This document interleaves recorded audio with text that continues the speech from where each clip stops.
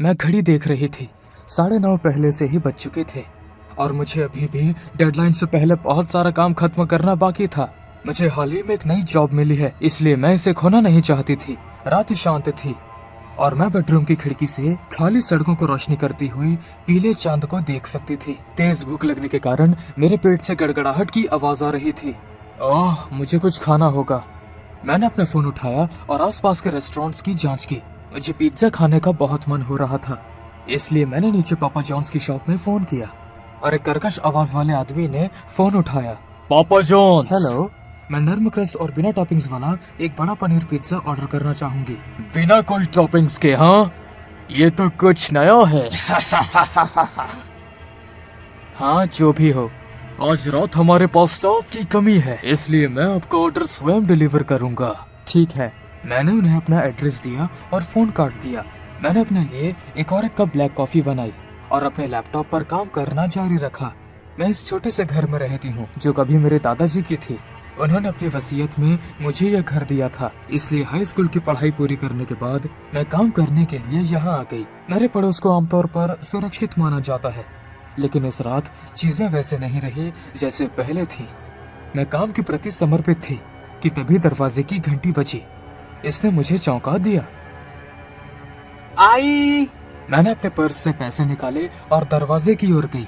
बिना ज्यादा सोचे मैंने दरवाजा खोला और देखा कि पापा जॉन्स की यूनिफॉर्म पहने एक आदमी मेरे बरामदे में खड़ा है। वो बहुत मोटा था, उसकी दाढ़ी घनी थी और उसकी आंखें हरी थी। मुझे देखकर उसके चेहरे पर एक कुटिल सी मुस्कान आ गई। ये आपका ऑर्डर है, बिना टॉपिंग वाला एक चीज पिज्जा। थैंक्स।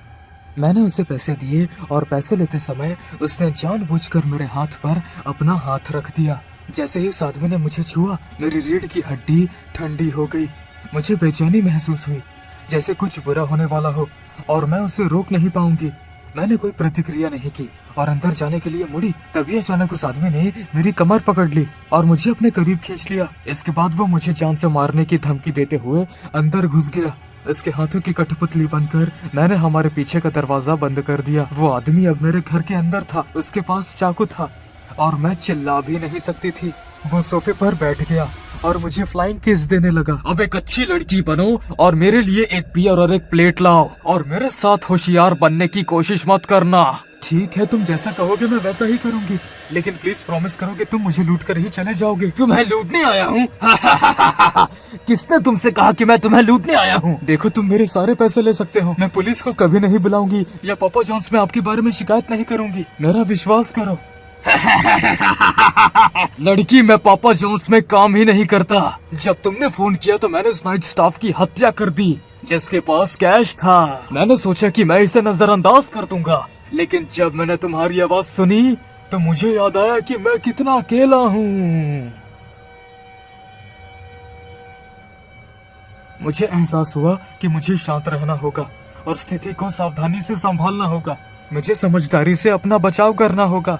मैं धीरे धीरे किचन में गई और एक प्लेट और एक बियर ले ली, जैसे उसने मुझसे कहा था। उसने एक ही घूंट में बियर पी लिया और मुझे बहुत खौफनाक अंदाज में घूरते हुए एक खूंखार ज़ॉम्बी की तरह एक पिज्जा का टुकड़ा काट लिया। लाल पिज्जा सॉस के साथ स्लाइस से चीज पिघल गया, जिससे उसका मुंह और हाथ दोनों गंदे हो गए। उसने अपनी स्लीव से अपना चेहरा पोंछने के लिए चाकू नीचे रखा और मैंने तुरंत चाकू छीन लिया। टेबल पलटते ही उसके एक्सप्रेशंस बदल गए। वो घबरा कर उठा और बोला, देखो, मैं चला जाऊंगा, ठीक है? बस कुछ भी बेवकूफी मत करना। लेकिन अब मजे लेने की बारी मेरी है। क्या? मैं हमेशा अपना पिज्जा बिना किसी टॉपिंग के ऑर्डर करती हूँ। तुम जानते हो क्यों? तुम क्या बकवास कर रही हो? मैंने उसके हाथ पर चाकू मारा और उसके हाथ का एक मांस का टुकड़ा कट गया। खून तेजी से बहने लगा और वो अपने खून से सना हाथ पकड़कर सोफे पर गिर पड़ा। उसकी आंखें डर से भर गईं। मुझे उसे डराकर बुरा लगा, लेकिन मैं आमतौर पर ऐसा ही करती हूँ। सच कहूँ तो मैंने अपना पसंदीदा पिज्जा का ऑर्डर दिया था। क्या तुमने कभी इंसान के टुकड़ों के साथ पिज्जा खाया है? हे भगवान, तुम एक साइको हो। वो आदमी उठा और उसने मुख्य दरवाजे की ओर भागने की कोशिश की, लेकिन मैंने उसकी पीठ में छुरा घोंप दिया। चाकू उसके फेफड़े या शायद उसके दिल में घुस गया। वो जोर की आवाज के साथ लकड़ी के फर्श पर गिर पड़ा। मैंने मुख्य दरवाजा बंद कर दिया। मुझे बहुत जोर से भूख लगी थी, इसलिए सबसे पहले मैंने खाने का फैसला किया। मैंने उसकी पीठ से मांस का एक बड़ा टुकड़ा काटा और फिर उसकी खाल उतारी। मांस को छोटे छोटे टुकड़ों में काटा और उन्हें मक्खन में तला। फिर मैंने बॉक्स में बचे अन्य स्लाइसेस में अपना पसंदीदा पिज्जा टॉपिंग मिलाया। एक एक करके मैंने उन सब को खा लिया। स्वादिष्ट। मैं आमतौर पर ऐसा अक्सर नहीं करती।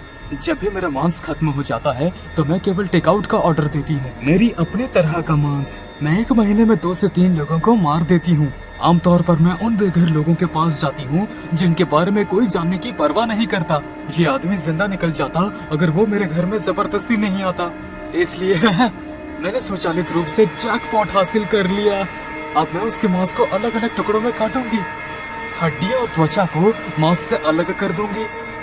मैं हड्डियों को आवारा कुत्तों को खिला देती हूँ या कभी कभी उन्हें अपने पिछवाड़े में अन्य कूड़े के साथ जला देती हूँ। और त्वचा, खैर मैं उसे अपने शिकार के सामान जैसे उसके कपड़े, बटुए, जूते के साथ दफना देती हूँ। जब आपका चेहरा सुंदर हो तो शिकार करना आसान हो जाता है। एक बार जब मैं इस आदमी को खत्म कर दूंगी तो मैं एक औरत का शिकार करूंगी। लेकिन सच कहूँ तो मेरे लिए आदमियों का स्वाद बहुत बेहतर होता है।